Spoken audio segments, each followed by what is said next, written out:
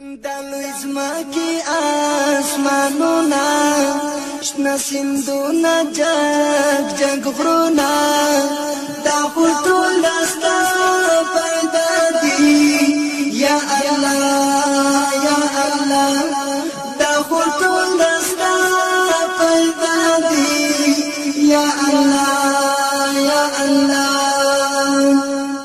جمادت کنا باتا دی جوہر یا کعارض یادی قسم قسم مخلوقات دی کدش پگوڑا جہاد دی کعزت دی بسم الله الرحمن الرحيم الحمد لله رب العالمين حمد الشاكرين الصلاة والسلام على سيد الأنبياء والمرسلين سيدنا ونبينا وشفيعنا ومولانا محمد وعلى آله وأصحابه الطيبين الطاهرين قدرمن اوریدونکو د ژوند د لارې د خپرونې مینوالو السلام علیکم ورحمة الله وبرکاته. ستاسو روغتیا او خوشحالي د پاک رب نه غواړم په دې هیله چې د صحت او عافیت جامې پر تن ولرئ او خوشحالي مو په برخه وي. دا دی زه محمد یاسین فهیم د ژوند د لارې د خپرونې په وړاندې کولو کې ستاسو په خدمت کې یم. زموږ د نن ورځې د خپرونې موضوع بیا هم د قیامت علامات. درنو اوریدونکو، رسول اکرم صلی الله علیه وسلم چې کله موږ ته د قیامت علامې بیانوي نو فرمایي د قیامت د علامو نه یوه علامه دا ده چې په لوړپوړو کورونو به فخر کیږي او نالایقه مشران او حکمرانان به را پیدا شي. د بخاري او د مسلم حدیث دی. راوی د حدیث حضرت عمر او حضرت ابو هریره رضی الله تعالی عنهما دي. دوی فرمایي چې د نبی کریم صلی الله علیه وسلم حضور ته یو کس راغی.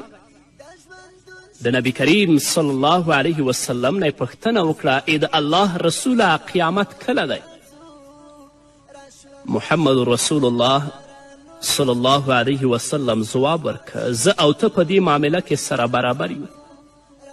د څه په اړه چې تا ته معلومات نشته ما ته هم معلومات نشته. یعنی لکه څنګه چې تا ته معلومات نشته چې قیامت کله دی همدارنګه ما ته هم په دې اړه باندې معلومات نشته.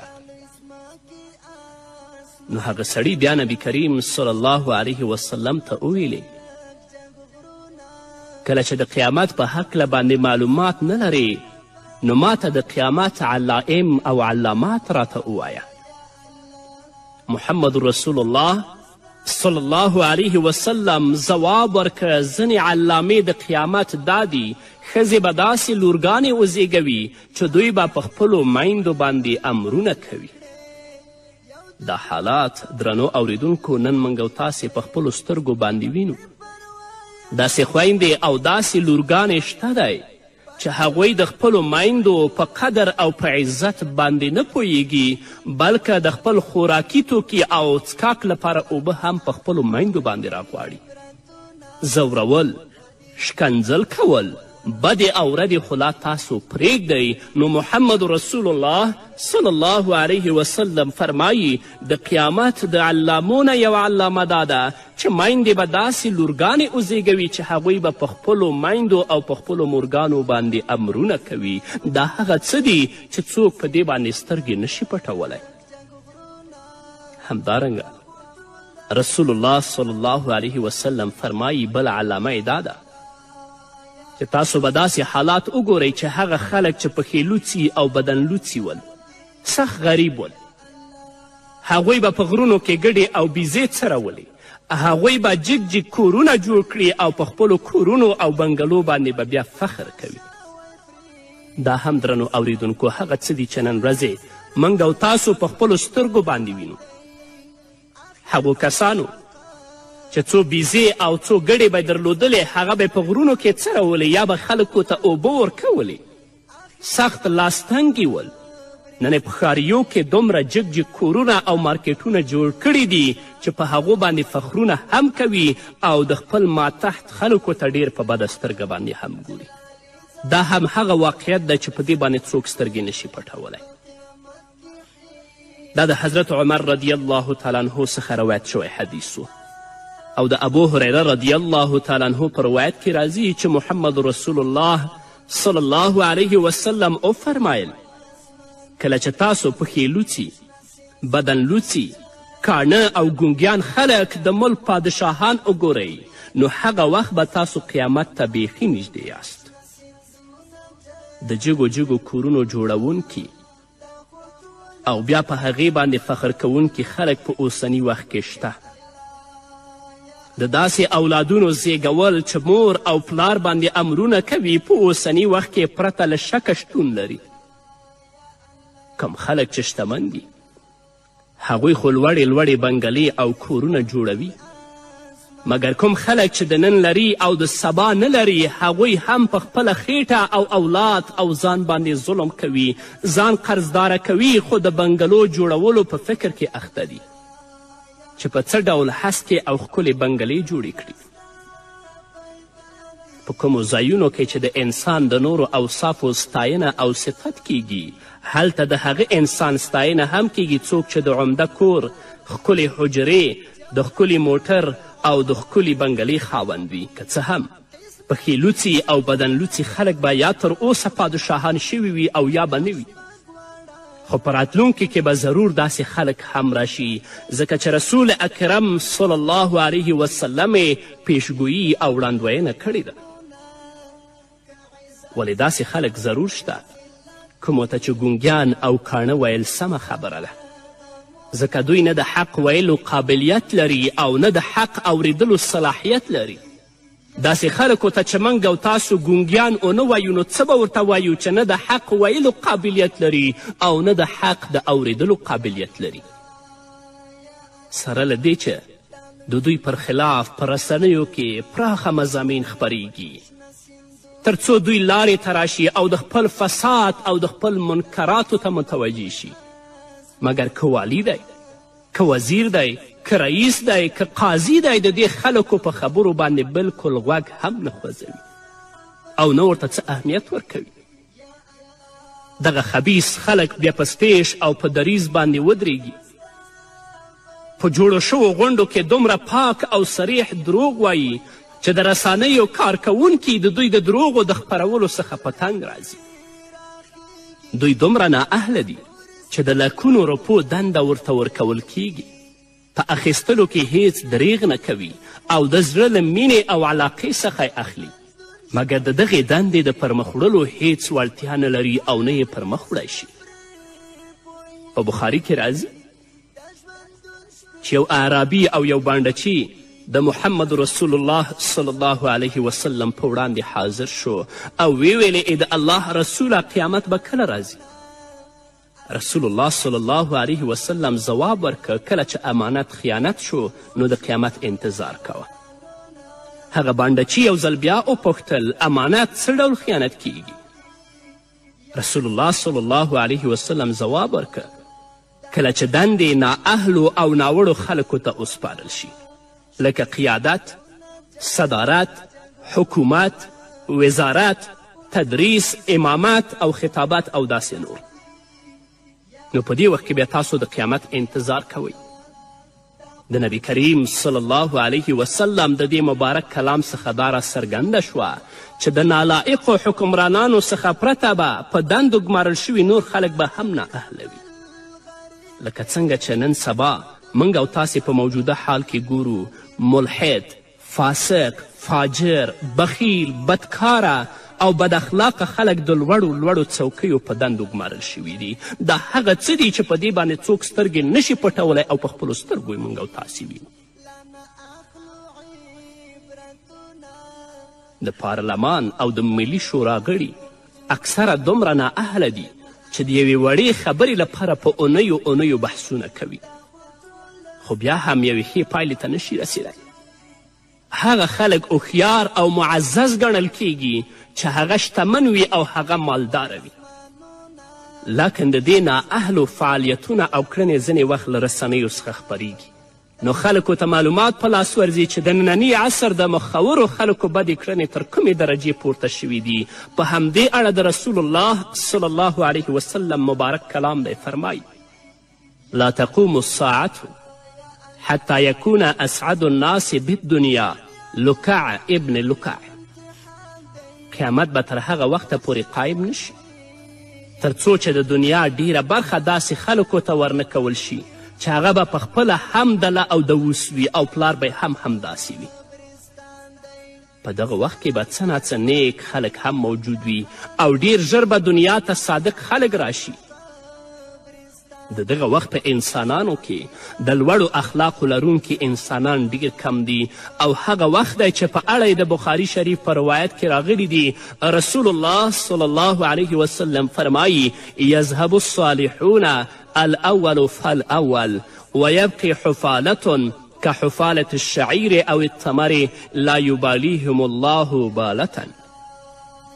نیک او صالح خلک به پرله پسې ختم شي، بیکاره خلک به پاتې شي، داسې خلک به پاتې شي لکه د خرما یا د اوربشو پوټکي او بوس. الله رب العزت به د داسې خلکو هیڅ پروا نه کوي. د ترمذي شریف په یو روایت کې راځي چې محمد رسول الله صلی الله علیه وسلم وفرمایل قیامت تر هغه وخته پورې نه راځي تر څو چې تاسو خپل امام او پادشاه قتل نه کړئ، تورې روانخلئ او د تورو په وسیله په خپلو منځونو کې ونه جنګیږئ او د دنیا وارثان شریر او شر اچونکي خلک نشي. د هغه څیزونه دي درنو اوریدونکو چې نن ورځې موږ او تاسې په خپلو سترګو باندې وینو. الله رب العزت دې زموږ او ستاسو په حال باندې رحم وکړي. همدارنګه محمد رسول الله صلی الله علیه وسلم فرمایي د قیامت د علامو څخه یوه علامه دا ده چې داسې خلک به پیدا شي چې په ښکاره به دوستي کوي او په پټه به دښمني کوي. امام احمد رحمه الله په خپل مسند کې له حضرت معاذ بن جبل رضی الله تعالی عنه څخه روایت کړی. هغه فرمایي چې نبی کریم صلی الله علیه وسلم وفرمایل په آخره زمانه کې به داسې خلک را پیدا شي چې په ښکاره به ورونه وي خو په باطل کې به دښمنان وي. چا ترې پوښتنه وکړه ای د الله رسوله داسې به ولې کیږي؟ نبی کریم صلی الله علیه وسلم ځواب ورکه ځینې به له ځینې نورو څخه طمع لري او ځینې به له ځینو څخه ویره لري، نو له همدې امله به مخامخ دوستان وي او مخ په شا به دښمنان وي. دغه کار نن سبا عام او ډیر شوی دی. مخامخ به له یو بل څخه ځانونه زاروي او د دوستي اظهار به کوي، خو څنګه چې پناه شي نو بیا یې له هغه نه سخت دښمن بل څوک نه وي او هغه پسې بدې ردې وایي. وجه هم نبی کریم صلی الله علیه وسلم وښودله چې د خپلې کومې اړتیا د پوره کولو په غرض به د ده ستاینه او صفت او دوستي کوي په داسې حال کې چې په زړه کې به له همدغه کس سره سخته کینه او دښمني لري.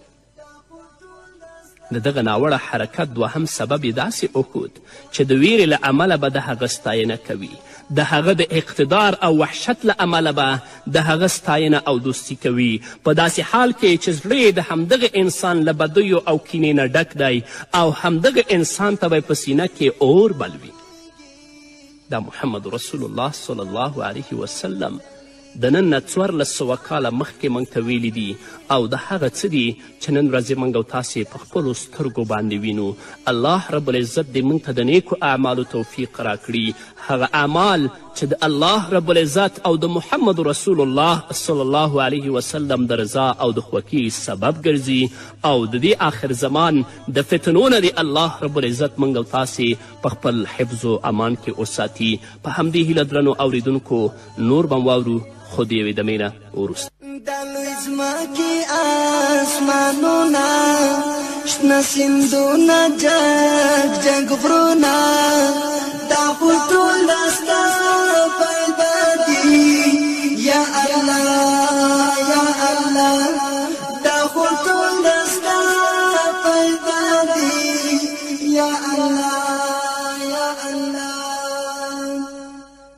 درنو اوریدونکو بیا هم زموږ سلامونه ومنئ. همدارنګه رسول اکرم صلی الله علیه وسلم فرمایي د قیامت د علامو څخه یوه علامه دا ده چې بربنډې ښځې به را پیدا شي او د نارینهو پام به ځان ته را اړوي. د مسلم حدیث دی، راوی د حدیث حضرت ابو هریره رضی الله تعالی عنه دی. هغه فرمایي چې نبی کریم صلی الله علیه وسلم وفرمایل د دوزخیانو 2 ډلې پیدا کیدونکي دي او هغه ډلې ما نه دي لیدلي ځکه چې هغه ډلې لا تر اوسه نه دي پیدا شوي. رسول اکرم صلی الله علیه وسلم د خپلې خبرې د روښانه کولو لپاره وویل یوه ډله خو داسې ده چې هغو به د غواګانو د لکیو په څیر ډنډې له ځان سره اخیستې وي او خلک به پرې وهي، سهار او ماښام به پرې د الله رب العزت لعنت وي، الله رب العزت به پرې غصه وي او له دوی څخه به الله رب العزت ناراضه وي. دوهمه ډله به د داسې ښځو را پیدا شي چې هغوی به جامې اغوستې وي خو بربنډې به وي. پردي نارینه به ځان لورې ته مایله کوي او پخپله به هم د هغوی لورې ته میلان کوي. د دوی سرونه به د اوښانو د کوپان په څیر وي، نه به جنت ته ننوځي او نه به د جنت بوی حس کړي. رسول الله صلی الله علیه وسلم فرمایي پرته له شکه چې د جنت خوشبویي د کلونو کلونو مزل په اندازه تر لرې ځایه رسیږي، خو دوی به د جهنم په هغه قعر او په هغې کنده کې پراته وي چې هلته به د جنت بوی هم د دوی مشام ته نه رسیږي. محمد رسول الله صلی الله علیه وسلم په دغه حدیث کې 2 وړاندوینې کړي دي. یوه هغه ظالمه ډله یاده شوې چې ډنډې به ورسره وي او خلک به پرې وهي، یعنی د واک په نشه کې به په غریبو او بېکسو خلکو ظلم کوي او پرته له کوم لامله به عامو خلکو ته ستونزه پیدا کوي او دوی به ځوروي.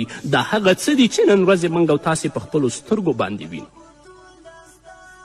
د محمد رسول الله صلی الله علیه وسلم 2مه وړاندوینه د بربنډو ښځو په اړه ده.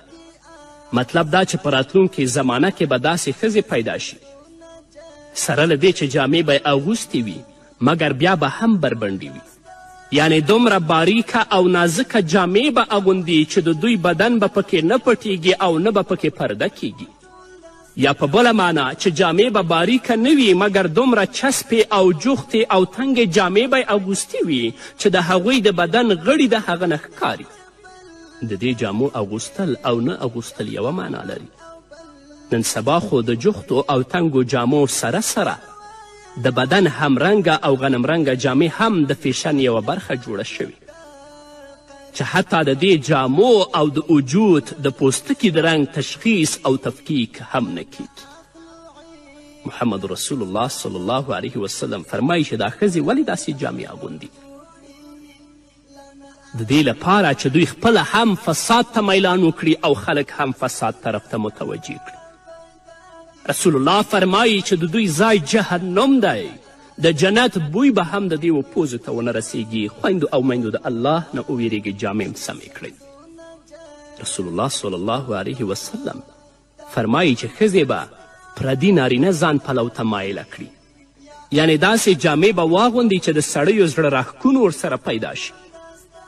دوی پخپله هم د سړیو خواته مایله کیږي. مطلب دا شه چې د دوی بربنډي به د مفلسي له عمله نه وي، بلکې مطلب به دا وي چې سړیو ته خپل بدن ښکاره کړي او د هغوی زړونه ځان لورې ته رامات کړي.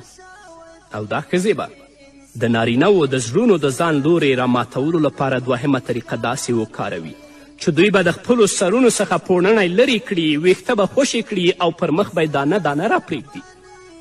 د اوښ د کوپان څخه یو مطلب دا هم کیدی شي چې خپل ویښته به ټول راټول کړي او د سر د پاسه به یې لکه مناره ودروي چې په دې ترتیب به خپل سرونه غټوي.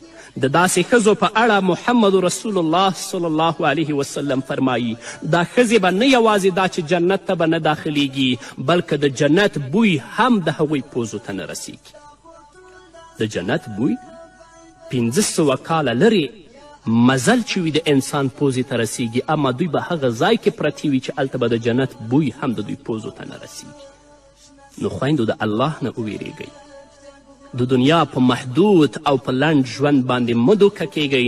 خپلې جامې سمې کړئ تر څو د آخرت په ورځ الله څخه شرمنده نه اوسئ، ځایم جهنم نه وي بلکې الله هم جنت ته ولیږي. دا د محمد رسول الله وینا ده، دا کومه افسانه نه ده. اسلامي شریعت له زنا څخه منع کړي، بلکې له هغو شیانو څخه یې هم منع کړي چې زنا خواته راښکونکی وي. تر دې چې ښځو ته یې د داسو تیزې خوشبویي لګولو نه هم منع کړي چې ښځې د دې لپاره ولګوي چې د سړیو په خوا کې تیرې شي او هغوی یې حس کړي. رسول الله د دې نه منع کړي او داسې ښځې ته د مسلم په یو روایت کې راځي چې رسول الله صلی الله علیه وسلم وفرمایل د سترګو زنا لیدل دي، د غوږونو زنا اوریدل دي، د ژبې زنا ویل دي، د لاسونو زنا نیول دي او د پښو زنا ور روانېدل دي. حضرت عبدالله ابن مسعود رضی الله تعالی عنه فرمای چې رسول الله صلی الله علیه وسلم وفرمایل ښځه د پردې شی دی، نو څوک چې د دې خواهش وکړي چې په ما باندې د نامحرم نظر ولګي په هغې باندې د الله رب العزت لعنت دی. ګورې خویندو رسول الله څه وایي؟ ښځه د پردې شی دی، نو کومه ښځه چې دا خواهش لري چې په ما باندې د نامحرمه سړي سترګې ولګیږي په هغې ښځې باندې د الله لعنت دی، نو په کومې ښځې باندې چې د الله لعنت وي هغه به څنګه ښځه وي؟ او د بیهقي په یو روایت کې راغلي چې څوک نامحرم ته وګوري او څوک چې د دې خواهش او تمنا وکړي چې ما ته د نامحرم وګوري په دوی باندې د الله رب العزت لعنت دی.